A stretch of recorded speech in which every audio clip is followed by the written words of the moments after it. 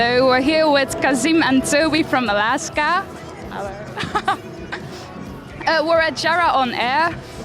You guys just played. What did you think of the show? So, my day wasn't the best, to be honest. I had some issues with security on the field, Jara. The show washed that all away. We just played the show. It was intense. It was awesome. We love Jara on Air. You guys played there in 2016, I believe. What do you remember from that show exactly? I remember that. So 2 years ago, so we played the smaller stage this year. We also played the smaller stage 2 years ago, and I remember that the stage 2 years ago was like way smaller than this year's, and I still remember going like crazy on the show and like hanging from the ceiling. It was like also 2 years ago. It was like a really intense, really fun show. But this year even topped the Jara on Air. Yeah, it was a nice show. Are there any festivals you would like to play in the future? It's a good question. With Alazka, my favorite festival to play would be actually. It's a German festival. I don't know if any of our international fans know it, but it's currently happening in Germany. It's called Fusion. It's a pretty crazy festival. I've never been there. I heard stories, and I would love to play there. And you, what festival would you like to play? Actually, like it might sound like really basic, but I'd love to play a Rock am Ring. I've never been to Rock am Ring before, and it's the festival in Germany. It's like one of the biggest rock festivals, so sure, I'd love to play there. Yeah. A while ago, you guys toured through Japan. What was that like? Was it like any different from touring here? Yeah. It was like we arrived in Japan. It was like a fucking culture shock. We went there. We're like, what the fuck is going on? Like we traveled like 14 hours, like by plane, and then like we slept on the plane. And we arrived in Japan. It was like 7 in the morning. Like we weren't like that much jet lagged, but so we arrived in Japan, had some time to rest, and then we directly like went out to see the city to have some sightseeing. But Japan is like, I mean, it's like on the other side of the world, and it's like so many different cultures, so many different personalities. Like everybody is so kind and respectful. And the architecture is really crazy, really amazing. Looks so great. The food is incredibly good. And actually, all of us really want to go back to Japan as soon as we can. Yeah. I would want to go too. Yeah. Next time you bring me. Yeah. Yeah. We just put you in the suitcase. Yeah. Also, Stef. Yes. Okay. Shout out to Stef behind the camera, man. Yes, you. Best well, one. Best supporters for you. Yeah. You guys are doing Never Say Die tour again. You played it before and you haven't, right? That's true. Yeah. Are you excited? Yes, I'm beyond excited. Really, it's the first Never Say Die tour. As you guys know, it's one of the biggest tours for bands like us. One of the biggest tours we could ever play. So yeah, I can't wait. Also, we'll see a few friends on tour again. We're touring with Being as an Oceans. Shout out Tyler, shout out Michael. Yeah, it's gonna be great. And you played it before. What do you remember from Never Say Die tour in 2015? Yeah, it was 2015. Actually, that was our second tour we've ever played. We played in the beginning of 2015. We did like a small 2-week tour with Kingdom of Giants, and then suddenly in November the same year we played our second tour. It was fucking Never Say Die tour, going like with a tour bus, meeting like one of the most like the best bands out there, seeing like Being as an Ocean, touring with Being as an Ocean. Also saw my like Fit for a King, that are my one of my most favorite bands in this type of music, and playing this big tour was amazing for all of us. It was a really good experience. We've learned so many things from going on that tour, but also going in the tour bus, playing some cities for the first time, playing the UK for the first time.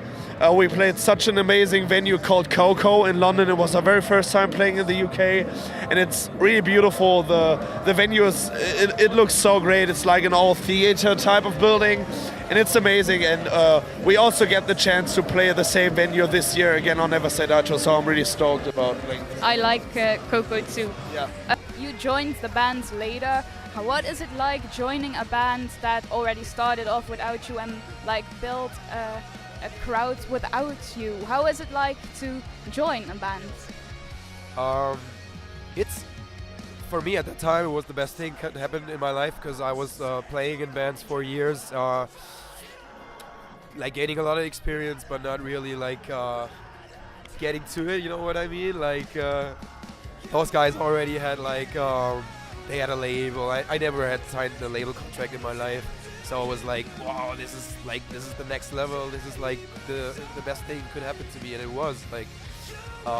It's also kind of strange to join a band which already like they know who they are and they know what they're doing, and then like someone from the outside comes in and it's like me for like I wanted to have a part in that. Like I wanted to influence the way the band works and influence the way we make music, which was pretty tough, but worked out in the end. I think Phoenix is our first album is a beautiful example for this, that it worked out really well, and yeah, I think that answers the question.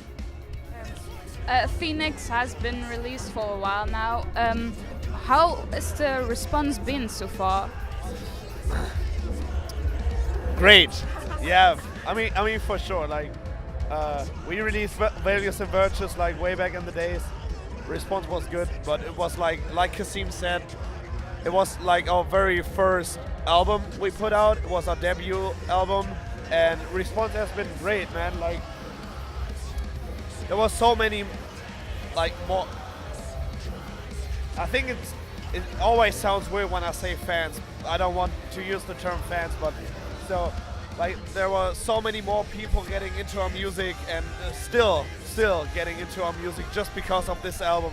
So it's still growing, and it's amazing to see like the growing process from Phoenix, which we put out like 1 year ago.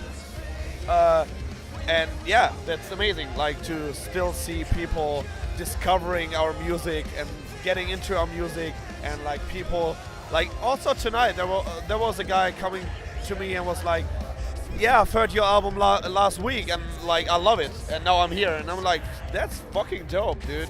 Yeah. Your fan base is definitely growing, and it's all fans. It are not just people, it's fans. You can say that. A lot of people say your voice sounds like an R&B voice, like you're obviously inspired by R&B music.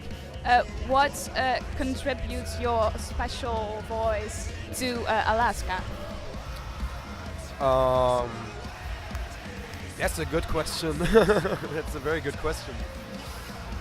So, yes, it's true. I'm, as anyone can tell who has ever listened to Alazka or to me, like my influences are soul and R&B. Big influences, big time. It just, you know what? For me, what made Burning Down Alaska and still Alaska, what makes this band so special is that the guys, and we're always able to cater our emotions through music. And actually, if someone asks me what I'm doing when I'm singing, to be honest, this is what I'm doing. Like trying to really go deep in my feelings and trying to like put that in music, you know. And this is what the guys have done from the beginning, and I think I can compliment them in especially in this way. Yeah. What music are you inspired by?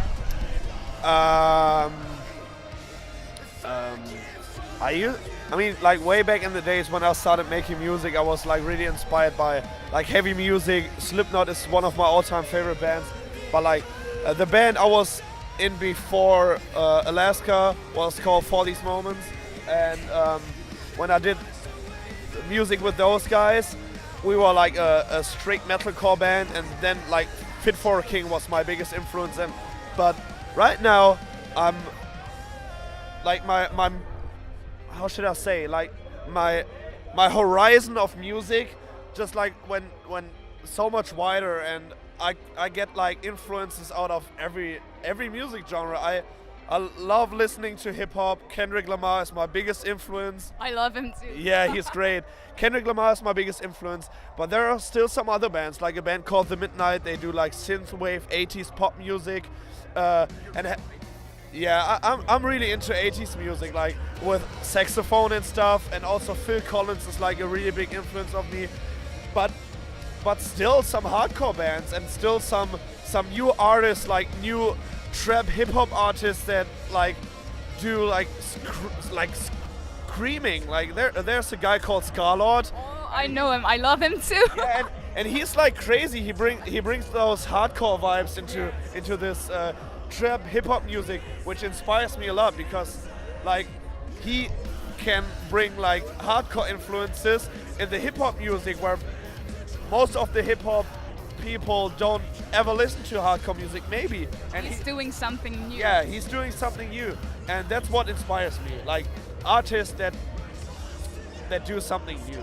Yeah, and that's what gets me motivated. That's where I get my inspiration. And yeah, like I said, Kendrick Lamar, I love you. I love him too. Well, thank you guys for the interview. That was it. When you paved my way, now we're here.